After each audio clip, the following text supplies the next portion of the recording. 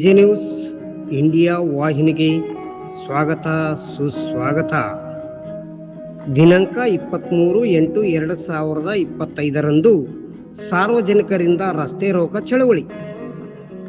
ಮುಖ್ಯಾಂಶಗಳು: ಇಂದು ಸಿರುಗುಪ್ಪ ತಾಲೂಕಿನಲ್ಲಿ 150 NHA ರಸ್ತೆ ಕಾಮಗಾರಿ ಸುಮಾರು ವರ್ಷಗಳಿಂದ ಸ್ಥಗಿತಗೊಂಡಿರುವುದರಿಂದ ಮತ್ತು ತಗ್ಗು ದಿನ್ನಿಗಳಿಂದ ಹಾಗೂ ಧೂಳು ಮತ್ತು ಕೆಸರುಗದ್ದೆಯಂತೆ ಆಗಿರುವ ರಸ್ತೆಗಳ ಅಭಿವೃದ್ಧಿಗಾಗಿ ಸಾರ್ವಜನಿಕರಿಂದ ಇಂದು ಸಿರುಗುಪ್ಪ ತಾಲೂಕಿನಲ್ಲಿ ರಸ್ತೆ ರೋಕ ಚಳವಳಿ ಮಾಡಿ ಸಂಬಂಧಪಟ್ಟಂತಹ ಅಧಿಕಾರಿಗಳನ್ನು ಅಲ್ಲಿಗೆ ಕರೆಯಿಸಿ ಆಕ್ರೋಶ ವ್ಯಕ್ತಪಡಿಸಿದರು. ಇದೇ ಸಂದರ್ಭದಲ್ಲಿ ಇದಕ್ಕೆ ಸಂಬಂಧಪಟ್ಟಂತಹ ವಕೀಲರ ಸಂಘದ ಅಧ್ಯಕ್ಷರಾದ ಎಚ್ ಮುನುಸ್ವಾಮಿಯವರು ಈ ನಮ್ಮ ಚಾನಲ್ ಮೂಲಕ ಏನೆಲ್ಲ ಹೇಳಿದ್ದಾರೆ ಅಂತ ಕೇಳೋಣ ಬನ್ನಿ. ಸಿರುಗುಪ್ಪ ತಾಲೂಕಿನ ನಾಗರಿಕ ಬಂಧುಗಳೇ, ಕೆಜೆ ನ್ಯೂಸ್ ಇಂಡಿಯಾ ವಾಹಿನಿ ವರದಿಗಾರರು ವಿ ಗುರುಸ್ವಾಮಿ, ಸಿರುಗುಪ್ಪ.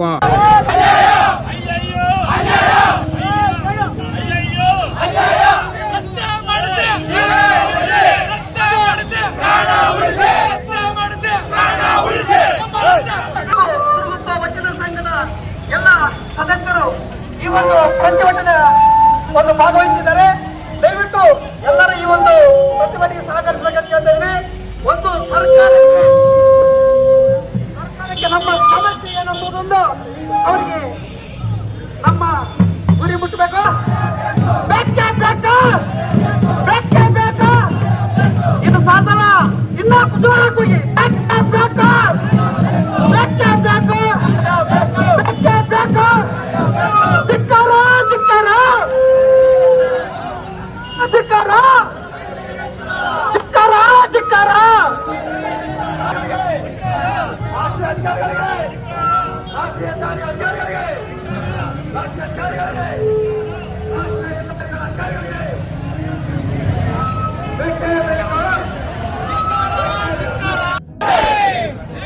ನೀರು ಯಾಕೆ ನೀರು ನಾನು ಚಸ್ಮಾ ನಮ್ಮೂರನ್ನು ಇಷ್ಟು ಒಗ್ಗಟ್ಟಿಸಕ್ಕೆ ಕಾರಣೀಭೂತರಾದಂತಹ ಸಿರುಗುಪ್ಪ ಹಿತರಕ್ಷಣಾ ವೇದಿಕೆಗೆ ಒಂದು ಜೋರಾದ ಕೂಗದ ಶೇಖರವನ್ನು ಹಾಕಿರುತ್ತೆ. ಯಾವತ್ತು ಇಷ್ಟರ ಮಟ್ಟಿಗೆ ನಮ್ಮೂರಲ್ಲಿ ಹೋರಾಟ ಮಾಡಲಿಕ್ಕೆ ಸಾಧ್ಯ ಇದೆ ಅಂತ ಇವತ್ತೇನು ನಾವು ತೋರ್ಸ್ಕೊಟ್ಟಿದ್ದೀರಿ. ನಿಮ್ಮೆಲ್ಲರಿಗೂ ಧನ್ಯವಾದಗಳನ್ನು ಹೇಳ್ತಾ ಇದ್ದೀನಿ. ಸ್ವಾಮಿ, ಸಿರುಗುಪ್ಪ ಜನ ಬಹಳ ತಾಳ್ಮೆ ಹೊಂದಿದಂಥವ್ರು. ಎಷ್ಟು ತಾಳ್ಮೆ ಅಂದ್ರೆ ನೀವು ಒಂದು ಕಪಾಳ ಕೊಟ್ಟು ಹೊಡೆದ್ರು ಇನ್ನೊಂದು ಕಪಾಳ ಕೊಡ್ತಕ್ಕಂಥವ್ರು, ಆದರೆ ಎರಡನೇ ಹೊಡೆದ ತಿಂದಾಗ ಮಾತ್ರ ಸುಮ್ಮನೆ ಇರ್ತಕ್ಕಂಥವ್ರಲ್ಲ. ಈ ಮಾತನ್ನ ಹೇಳ್ತಾ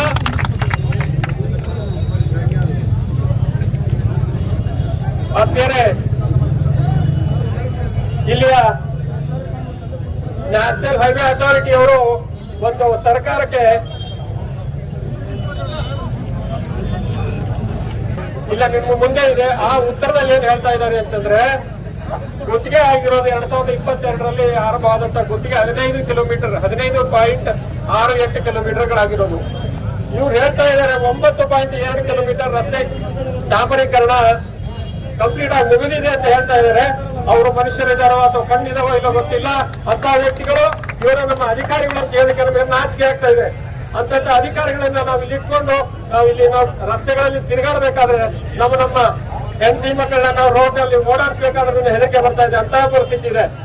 ದಯವಿಟ್ಟು ಅಂತ ಅಧಿಕಾರಿಗಳನ್ನ ಪೊಲೀಸ್ ಈ ಮುಖಾಂತರ ಅವ್ರನ್ನ ಕೇಳ್ಕೊಳ್ತಾ ಇದ್ದ ಅಧಿಕಾರಿಗಳು ಬಂದಿದ್ರೆ ಇಲ್ಲ ಅವ್ರನ್ನ ದಯಮಾಡಿಸಿ ಇಲ್ಲಿ ಕಳಿಸಿ ಅವ್ರನ್ನ ನಾವು ಕೇಳ್ತೀವಿ. ಕೆಲವೊಂದು ಪ್ರಶ್ನೆಗಳಿದಾವೆ. 9.2 ಕಿಲೋಮೀಟರ್ ಆಗಿದೆ ಅಂತ ಬರೀಬೇಕಾದ್ರೆ ಅದಕ್ಕೆ ಅವರ ಉದ್ದೇಶ ಏನು, ಹಾಗೆ ತಿಳಿಮಾಡ್ಕೊಂಡು ಹೋಗೋ ಉದ್ದೇಶ ಇದೆ ದಯವಿಟ್ಟು ತಿಳಿಸಿ. ಇದರಲ್ಲಿ ಇನ್ನೂ ಆಗ್ಬೇಕಾಗಿರೋದು 5.68 ಕಿಲೋಮೀಟರ್ಗಳನ್ನ ಅವರು ಈ ತಿಂಗಳ 30ನೇ ತಾರೀಕು ಒಳಗಾಗಿ ಮಾಡಿಕೊಡ್ತೀವಿ ಅಂತ ಹೇಳಿ ಹಾಗಾಗಿ ಅಂದ್ರೆ ಇನ್ನು ಕೇವಲ ಒಂದು ವಾರದೊಳಗಾಗಿ ಕೆಲಸವನ್ನು ಮುಗಿಸ್ತೇವೆ ಅಂತ ಹಿಂದೆ ಬರ್ಕೊಟ್ಟಿದ್ದಾರೆ. ಆ ರೀತಿಯಾಗಿ ಅಧಿಕಾರಿಗಳ ಈ ಮಾತುಗಳನ್ನ ಹೇಳ್ಬೇಕಾದ್ರೆ ಇದನ್ನ ನಂಬಿಕೊಂಡಂತಹ ನಮ್ಮ ಸಚಿವರುಗಳು ಹಾಗೂ ಶಾಸಕರುಗಳು ಇವರನ್ನ ಮಾತನ್ನ ನಂಬಿ ನಮಗೆ ಅದೇ ಮಾತುಗಳನ್ನ ಹೇಳಿ ಬರವಣಿಗೆಯಲ್ಲಿ ಕೊಡ್ತಾ ಇದ್ದಾರೆ. ಇದನ್ನ ನಾವು ನಂಬೇಕಾ ಬೇಡ? ಹಾಗಾದ್ರೆ ಏನ್ ಮಾಡೋಣ? ಶಿಕ್ಷೆ ಆಗಬೇಕು. ಇದಕ್ಕೆ ಯಾರ್ಯಾರು ಕಾರಣಭೂತರಿದ್ದಾರೆ ಅವರು ದಯವಿಟ್ಟು ಮುಂದೆ ಬಂದು ತಮ್ಮ ತಪ್ಪನ್ನು ಒಪ್ಕೊಳ್ಳಿ. ತಗೊಂಡ ನಂತರ ನಾವೇನ್ ಮಾಡೋಣ ಅಂತ ಮತ್ತೆ ಮಾತಾಡೋಣ. ಈಗ ನೀವೇನೋ ನಾವು ನಿನ್ನೆ ರಾತ್ರಿಯಿಂದ ನೋಡ್ತಾ ಇದೀವಿ, ಏನ್ ಹಿಂಗೆ ಮಾಡ್ತಾ ಇದಾರೆ ಕೆಲಸ, ನನಗೆ ರಾತ್ರಿ ಹಗಲು ಮಾಡ್ತಾ ಇದಾರೆ ಅಂತ ಕೆಲಸಗಳನ್ನ ದಯವಿಟ್ಟು ಬೇಡ. 150 ಆ ಗುತ್ತಿಗೆದಾರರು ನಮಗ್ ಗೊತ್ತಿದ್ದಂಗೆ ಹೈದರಾಬಾದ್ ಗುತ್ತಿಗೆದಾರರು ಏನು ತಗೊಂಡಿದ್ರು, ಅವ್ರು ಇಲ್ಲಿ ಎಲ್ಲೂ ಇಲ್ಲ. ಅವರು ಇಲ್ಲಿ ಅವರು ಕೆಲಸವನ್ನು ಕೊಟ್ಟುಬಿಟ್ಟು ಕೈ ತುಳ್ಕೊಂಡು ಅವ್ರು ಬರ್ತಕ್ಕಂಥ ಹಣವನ್ನು ತಗೊಂಡು ಮನೆ ಸೇರ್ಕೊಂಡಿದ್ದಾರೆ. ಅಂತವ್ರನ್ನ ಹೊರಗೆ ತಗೊಂಡು ಹಾಗೂ ಇಲ್ಲಿ ಕೆಲಸ ಮಾಡ್ತಕ್ಕಂಥವ್ರು ಅವ್ರು ಮಾಡೋದಿಲ್ಲ ಅಂತೇಳಿ ಹೇಳ್ಬಿಟ್ಟು ಹೋಗಿದ್ದಾರೆ. ಆ ಗುತ್ತಿಗೆದಾರ ಏನಾದ್ರು ಕೆಲಸ ಮಾಡೋದಾದ್ರೆ ದಯವಿಟ್ಟು ಆ ಕೆಲಸ ಬೇಡ. ಈಗ ನಮಗೆ ಮೂಗಿಗೆ ತುಪ್ಪ ಹಚ್ಚೋ ಕೆಲಸ ದಯವಿಟ್ಟು ಬೇಡ. ದಯವಿಟ್ಟು ಶಾಂತಿ, ದಯವಿಟ್ಟು ಶಾಂತಿ.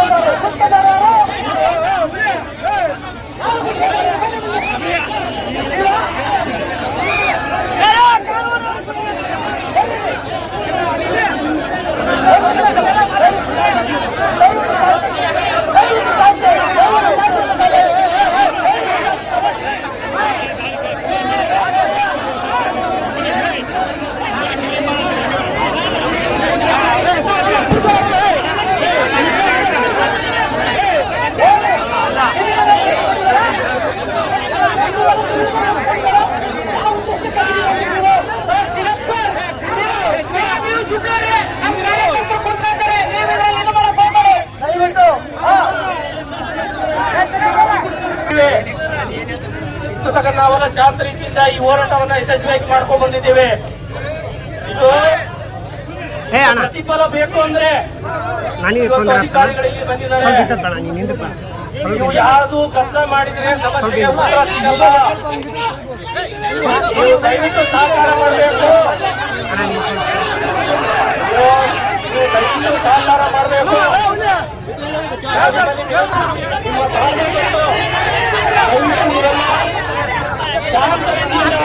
ನೀವೆಲ್ಲ ಒಂದು 5 ನಿಮಿಷ ಅವ್ರು ಊಟ ಕೊಡ್ತಾರೆ.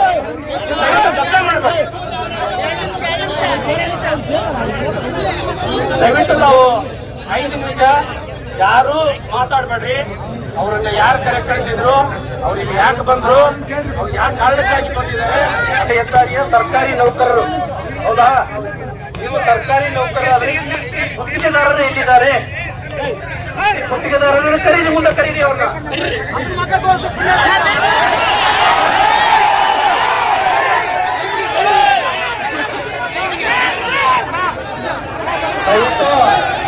ಅವ್ರಿಗೆ ಮೈ ಕೊಡ್ತಾ ಇದ್ದಾರೆ.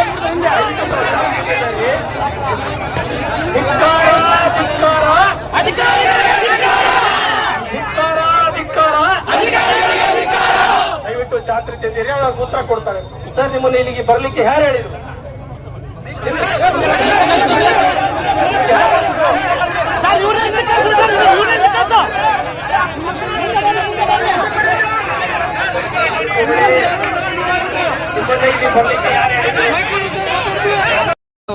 ಏನು ನೀವು ಒಂದು ರಸ್ತೆ ರೋಕ ಮಾಡಿದಿರಿ, ಎಲ್ಲ ಸಾಮೂಹಿಕ ಸಂಘಟನೆಗಳು ಮತ್ತು ಸಾರ್ವಜನಿಕರನ್ನು ಸೇರಿಸಿದ್ರು. ಏನು ಉದ್ದೇಶಕ್ಕೋಸ್ಕರ ನೀವು ಇವತ್ತು ಸ್ಟ್ರೈಕ್ ಮಾಡಿದ್ರಿ? ಅವರು ಬಂದಿರತಕ್ಕಂಥ ಅಧಿಕಾರಿಗಳು ನಿಮ್ಗೆ ಏನು ಹೇಳಿದ್ರು? ಸರ್ ಎಲ್ರಿಗೂ ಕೂಡ ನಮಸ್ಕಾರ. ನನ್ನ ಹೆಸರು ಮುನಿಸ್ವಾಮಿ ಅಂತೇಳಿ, advocate, all India Bahujan Samaj party district president Ballari ಮತ್ತು Siruguppa taluk doctor B R Ambedkar ಸಂಘದ ಪ್ರಧಾನ ಕಾರ್ಯದರ್ಶಿ. ಹಾಗೆ ಇವತ್ತಿನ ಸುದ್ದಿಗೋಷ್ಠಿಗೆ ನಮ್ಮ ಪರಿಸರ ಪ್ರೇಮಿ ಮತ್ತು ಪರಿಸರ ಟ್ರಸ್ಟ್ನ ಅಧ್ಯಕ್ಷರಾಗಿರ್ತಕ್ಕಂಥ ಮರೇಶ್ ಅವರಿದ್ದಾರೆ. ಹಾಗೆ ನಮ್ಮ KRS ಪಕ್ಷದ MLA ಪ್ರತಿನಿಧಿಯಾಗಿ ಸ್ಪರ್ಧಿಸ್ತಕ್ಕಂಥ ನಮ್ಮ ಯಲ್ಲಪ್ಪ ಅವರಿದ್ದಾರೆ. ನಮ್ಮ ಗಂಗಾವತಿ ಮಲ್ಲೇಶಪ್ಪ ಅಂತೇಳಿ ಅಡ್ವೊಕೇಟ್ ಅವರು ಬಂದಿದ್ದಾರೆ. ಜೊತೆಗೆ ನಮ್ಮ BT ಆನಂದ್ ಅಂತೇಳಿ ಅಂಬೇಡ್ಕರ್ ಸಂಘದವರು ಅವರು ಬಂದಿದ್ದಾರೆ. ಮತ್ತು ನಾಗಲಿಂಗಪ್ಪ ಅಂತೇಳಿ ಅವರು ಬಂದಿದ್ದಾರೆ. ಸೊ ಇನ್ನಿತರ ಎಲ್ಲ ಸಿರುಗುಪ್ಪದಲ್ಲಿರ್ತಕ್ಕಂಥ ಎಲ್ಲ ನಾಗರಿಕರು ಇವತ್ತು ಸೇರ್ಕೊಂಡು ಇವತ್ತು ನಿಮ್ಮ ಮಾಧ್ಯಮ ಪತ್ರಿಕಾಗೋಷ್ಠಿ ಮಾಡ್ತಕ್ಕಂಥ ಉದ್ದೇಶ ಏನಂತೇಳಿದ್ರೆ, ಸೊ ಸರ್ ಈಗ ನಿಮಗೆಲ್ಲರೂ ಕೂಡ ಗೊತ್ತಿರ್ತಕ್ಕಂಥ ವಿಚಾರ ಏನಂತೇಳಿದ್ರೆ, ಇವತ್ತು ರಸ್ತೆ ರೋಕ ಆಯಿತು, ರಸ್ತೆ ತಡೆ ಪ್ರತಿಭಟನೆ ಆಯಿತು. ಆ ತಡೆ ಪ್ರತಿಭಟನೆಯಲ್ಲಿ ಇವತ್ತು ನೇತೃತ್ವವನ್ನು ಸಿರುಗುಪ್ಪ ವಕೀಲರ ಸಂಘ ವಹಿಸ್ಕೊಂಡಿತ್ತು. ಅದರ ಜೊತೆಗೆ ಇರ್ತಕ್ಕಂಥ ಮರೇಶ್ ಅವ್ರ ಸಂಘಟನೆಯವರು, ನಮ್ಮ KRSದವರು ಮತ್ತು ಇತರೆ ನಮ್ಮ ದಲಿತ ಪರ ಸಂಘಟನೆಗಳು ಲೀಡರ್ಗಳು, ಅಮಲಿ ಸಂಘಟನೆಯವರು ಮತ್ತು ಮಾಲೀಕರು, ವರ್ತಕರು, ಸೊ ಎಲ್ಲ ಸಂಘ ಸಂಸ್ಥೆಯವರು, ಆಟೋ ಚಾಲಕರ ಸಂಘ ಸಂಸ್ಥೆಯವರು ಎಲ್ಲರೂ ಕೂಡ ಸಿರುಗುಪ್ಪ ತಾಲೂಕಿನ ಬಹುಸಂಖ್ಯಾತ ನಾಗರಿಕರು ಈ ಒಂದು ಪ್ರತಿಭಟನೆಯಲ್ಲಿ ಭಾಗವಹಿಸಿದರು. ಅದು ವಿಶೇಷವಾಗಿ ಮಂಗಳಮುಖಿಯವರು ಕೂಡ ಈ ಒಂದು ಕಾರ್ಯಕ್ರಮದಲ್ಲಿ ಭಾಗವಹಿಸಿರ್ತಕ್ಕಂಥದ್ದು ವಿಶೇಷವಾಗಿತ್ತು. ಸರ್ ಇವತ್ತು ರಸ್ತೆ ರೋಕ ಮಾಡಿರ್ತಕ್ಕಂಥದ್ದು ಏನಂತ ಹೇಳಿದ್ರೆ, ಸುಮಾರು ಇವತ್ತು ನಮಗೆ NH ರಾಷ್ಟ್ರೀಯ ಹೆದ್ದಾರಿ ಪ್ರಾಧಿಕಾರದವರು ನಮಗೆ ಟೆಂಡರ್ ಮಾಡ್ತಾರೆ ರಸ್ತೆ ಅಭಿವೃದ್ಧಿ ಮಾಡಲಿ ಅಂತೇಳಿ. ಅವರು 3 ವರ್ಷ ಟರ್ಮ್ ಕೊಡ್ತಾರೆ. 3 ವರ್ಷ ಟರ್ಮ್ ಕೊಟ್ಟ ನಂತರ ಅದು ಮುಗಿದೋಗುತ್ತೆ. ಸೊ ಮುಗಿದೋದ್ಮೇಲೆ ಮತ್ತೆ ಎಕ್ಸ್ಟೆಂಡ್ ಕೇಳ್ತಾರೆ ಇವರು, ನಾವು ವಿತಿನ್ 3 ಮಂತ್ಸಲ್ಲಿ ಮುಗಿಸ್ಕೊಡ್ತೀವಿ ಅಂತ ಹೇಳ್ತಾರೆ. ಸೊ ಅದನ್ನು ಮಾಡೋದಿಲ್ಲ. ಆಗ ಸುಮಾರು ನಾವು ಈಗ ಒಂದು 8 ರಿಂದ 9 ತಿಂಗಳ ಕೆಳಗಡೆ ನಮ್ಮ ಇಡೀ ವಕೀಲರ ಸಂಘದ ವಕೀಲರೆಲ್ಲ ಸೇರ್ಕೊಂಡು ನಾವು ಕೋರ್ಟಿನ ಕಚೇರಿ ಮುಂದೆ ಅವತ್ತು ಪ್ರತಿಭಟನೆ ಮಾಡ್ತೀವಿ. ಅವತ್ತೂ ಹೇಳ್ತಾರೆ ಅದೇ ಮಾತನ್ನು, ನಾವು ಕೇವಲ 3 ತಿಂಗಳಲ್ಲಿ ನಿಮಗೆ ಮುಗಿಸ್ಕೊಡ್ತೀವಿ ಅಂತ ಹೇಳ್ತಾರೆ. ಅದು ಹೇಳಿದ ಪ್ರಕಾರ ಅವ್ರು ನಡ್ಕೊಂಡಿಲ್ಲ, ಒಂದೇದು. ಸೊ ಈಗಾಗಲೇ ಈ ಗುಂಡಿಗಳು ಬಿದ್ದು ರಸ್ತೆ ಹಾಳಾಗಿ ಸುಮಾರು ಎಷ್ಟಂದರೆ ಬಹುಶಃ 49 ಆಕ್ಸಿಡೆಂಟ್ ಆಗಿದ್ದಾವೆ. 49 ಆಕ್ಸಿಡೆಂಟಲ್ಲಿ ಸುಮಾರು ಒಂದು 25 ಮೇಲೆ ಪಟ್ಟು ಡೆತ್ ಆಗಿದ್ದಾರೆ. ಸುಮಾರು ಒಂದು 20 ಜನ ಕೈಕಾಲುಗಳನ್ನು ಮುರ್ಕೊಂಡಿದ್ದಾರೆ.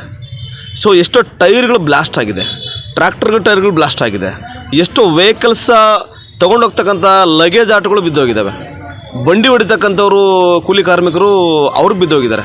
ಸೊ ಈ ರೀತಿ ಎಷ್ಟೋ ಅನಾಹುತಗಳಾದರೂ ಕೂಡ ಅದನ್ನು ಕಣ್ಣಾರೆ ಕಂಡಿರ್ತಕ್ಕಂಥ ಇಲ್ಲಿರ್ತಕ್ಕಂಥ ಪ್ರಜಾಪ್ರತಿನಿಧಿಯಾಗಿ ಹಾಕಿರ್ತಕ್ಕಂಥ BM ನಾಗರಾಜ್ ಅವರು ಇವತ್ತಿಗೂ ಕೂಡ ರೋಡ್ಡಿಗೆ ಬಂದು ಆ ಅಧಿಕಾರಿಗಳನ್ನು ಕರೆಸಿ ಯಾಕೆ ಮಾಡಿಲ್ಲ ಅಂತಕ್ಕಂಥ ಪ್ರಶ್ನೆಯನ್ನು ಬಹಿರಂಗವಾಗಿ ಒಂದು ದಿವಸ ಪ್ರಶ್ನೆ ಮಾಡಿಲ್ಲ.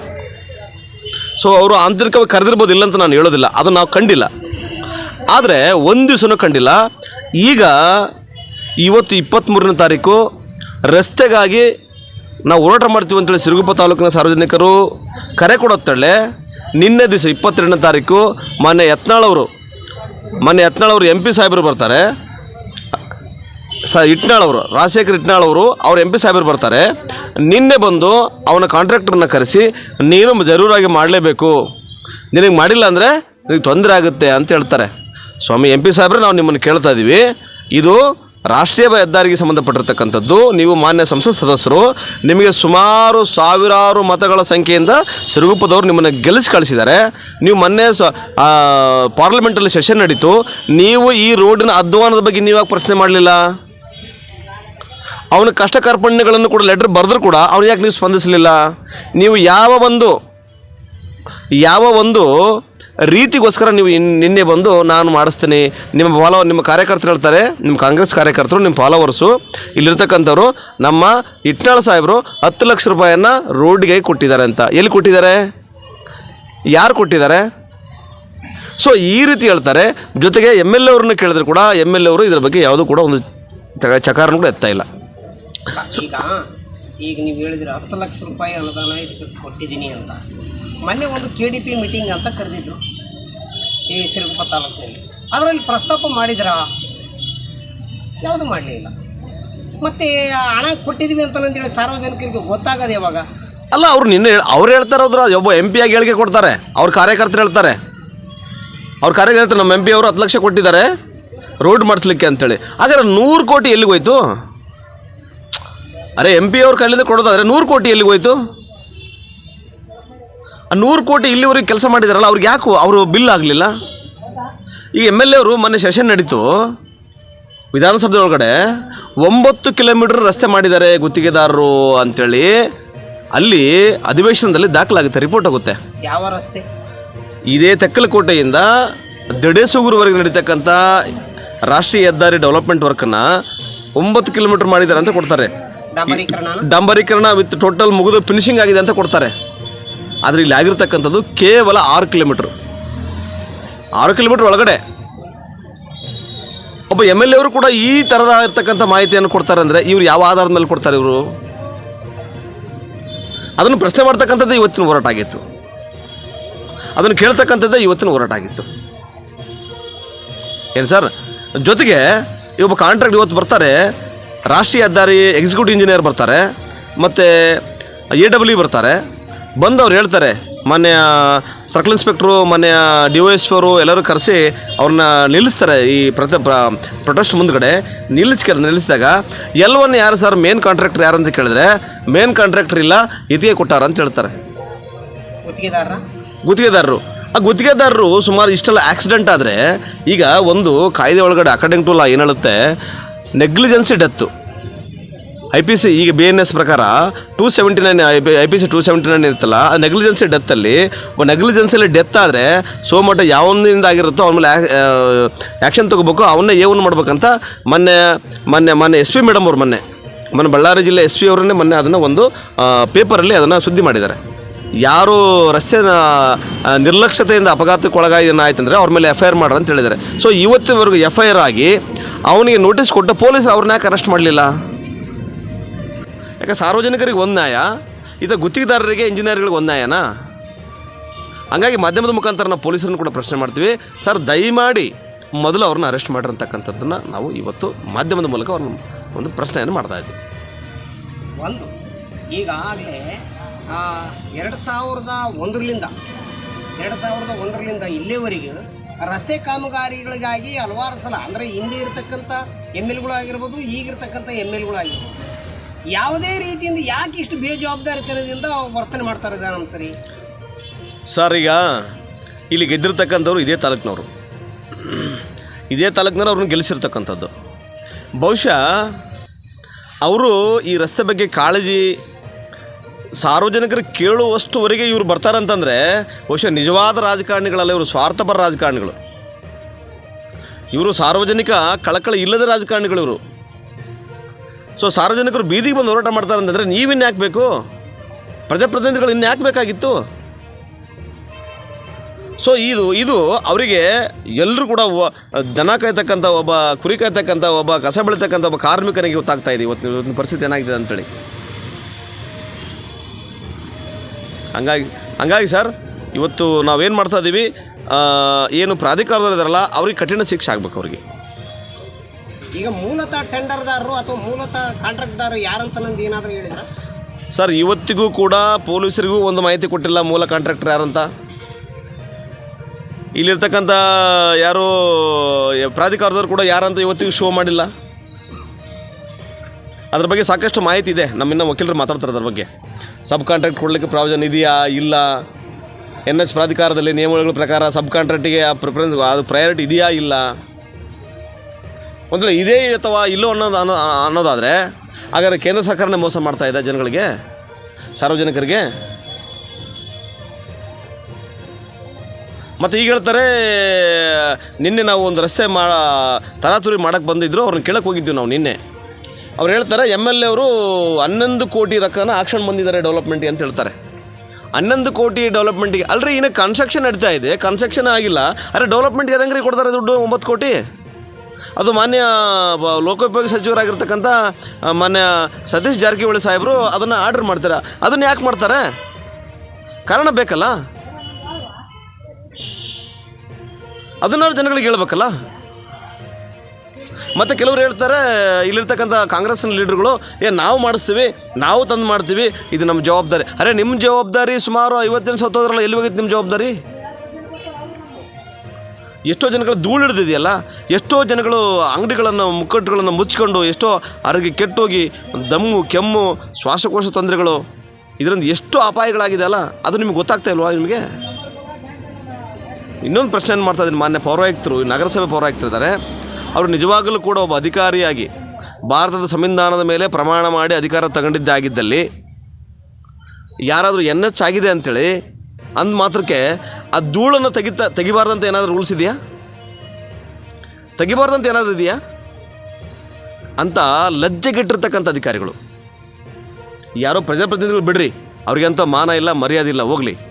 ಒಬ್ಬ ಪೌರಾಯುಕ್ತರು ಮಾನ ಮರ್ಯಾದಿಲ್ಲ ಅವ್ರಿಗೆ ರೀ. ಜನಗಳು ಟ್ಯಾಕ್ಸ್ ಕಟ್ಟಿರ್ತಕ್ಕಂಥ ರೊಕ್ಕದಲ್ಲಿ ಇವತ್ತು ಸಂಬಳ ತಗೊಂಡು 2 ಮಕ್ಕಳು ಬದುಕಿಸ್ತಾ ಇದ್ರಲ್ಲ, ನಿಮಗೆ ನಾಚಿಕೆ ಬರೋದಿಲ್ವಾ? ನೀವು ಇವತ್ತು ಹೇಳ್ತಾರೆ ಮಿಷನ್ ಧೂಳು ಕ್ಲೀನ್ ಮಾಡ್ತಕ್ಕಂಥ ಮಿಷನ್ ತಂದಿದ್ದೀವಿ ಅಂತಾರೆ, ಅದನ್ನು ಶೋ ಮಾಡ್ಲಿಕ್ಕೆ ತಂದಿದ್ದಾರೆ. ಅದನ್ನು ದಯವಿಟ್ಟು ಪತ್ರಕರ್ತರು ನೀವು ಕೂಡ ಅದನ್ನು ಪ್ರಶ್ನೆ ಮಾಡಿ ಅದನ್ನು ಜನಗರಿಗೆ ಅನುಕೂಲ ಆಗೋ ರೀತಿಯಲ್ಲಿ ಮಾಡ್ಬೇಕಂಥದ್ದನ್ನು ಕೂಡ ನಾನು ನಿಮ್ಮನ್ನು ಪ್ರಶ್ನೆ ಮಾಡ್ತಕ್ಕಂಥ ಒಂದು ಕೇಳ್ತಾ ಇದ್ದೀನಿ ನಾನು ಅದನ್ನು. ಒಟ್ಟಾರೆಯಾಗಿ ಈಗ 2.5 ವರ್ಷ ಆಯಿತು ಈ ಕಾಂಗ್ರೆಸ್ ಪ್ರಭುತ್ವ ಬಂದು. ಈಗ MLA ಅವರು ಏನು ಅಭಿವೃದ್ಧಿ ಕೆಲಸ ಸಿರುಗುಪ್ಪ ತಾಲೂಕಿನಲ್ಲಿ ಮಾಡಿಲ್ಲ ಅಂತೀರಾ? ಸರ್, MLA ಸಾಹೇಬರು 2.5 ವರ್ಷಗಳಲ್ಲಿ ಬಂದು ಏನು ಅಭಿವೃದ್ಧಿ ಮಾಡ್ಯಾರಂದರೆ ಅಂಗನವಾಡಿ ಕಟ್ಟಡ ಉದ್ಘಾಟನೆ ಮಾಡ್ಯಾರ, ಶಾಲೆ ಕಾಲೇಜುಗಳು ಶಂಕುಸ್ಥಾಪನೆ ಮಾಡ್ಯಾರ, CC ರಸ್ತೆ ಮಾಡ್ಯಾರ. ಇಂಥವು ಬಿಟ್ಟರೆ ಮೂಲಭೂತವಾಗಿರ್ತಕ್ಕಂಥ ಯಾವ ಒಂದು ಕಾರ್ಯಕ್ರಮಗಳನ್ನು ಮಾಡಿಲ್ಲ. ಇಡೀ ನಮ್ಮ ಸಿರುಗುಪ್ಪ ತಾಲೂಕಿನಲ್ಲಿ ಮಾನ್ಯ MP ಅವರು, ಮಾನ್ಯ MLA ಅವರು ಅಭಿವೃದ್ಧಿಯಲ್ಲಿ ನಿರ್ಲಕ್ಷ್ಯವನ್ನು ಮಾಡಿದ್ದಾರೆ. ಶಾಸಕರಿಂದನೇ ಇದು ನಿರ್ಲಕ್ಷ್ಯನ ವಹಿಸ್ತಾ ಇದ್ದಾರೆ ಶಾಸಕರು. ಅವರಿಂದನೇ ಸಿರುಗುಪ್ಪ ತಾಲೂಕಿನ ಅಭಿವೃದ್ಧಿ ಕುಂಠಿತವಾಗ್ತಾ ಇದೆ. ಯಾಕೋಸ್ಕರ ಏನೊಂದು ಪರ್ಸೆಂಟೇಜ್ ಗೊಂದಲದಲ್ಲಿ ಇದೆಯಾ ಹೆಂಗೆ ಅಂತ? ಸರ್, ಈಗ ನಾವು ಸಾರ್ವಜನಿಕರು ನಮಗೆ ರಸ್ತೆ ಬೇಕಂತ ಕೇಳ್ತೀವಿ, ಏನು ಕುಂಠಿತ ಇದೆ ಅದನ್ನು ಕೇಳ್ತೀವಿ. ಪರ್ಸೆಂಟೇಜು ಇದೆಯೋ ಇಲ್ಲ ಅಂತಕ್ಕಂಥದ್ದನ್ನು ಸರ್ ನೀವು ಅವ್ರನ್ನೇ ಕೇಳಬೇಕು. ಈ ಚಾನೆಲ್ ಅನ್ನು ಸಬ್ಸ್ಕ್ರೈಬ್ ಮಾಡಿ ಮತ್ತು ಪಕ್ಕದಲ್ಲಿರುವ ಬೆಲ್ ಬಟನ್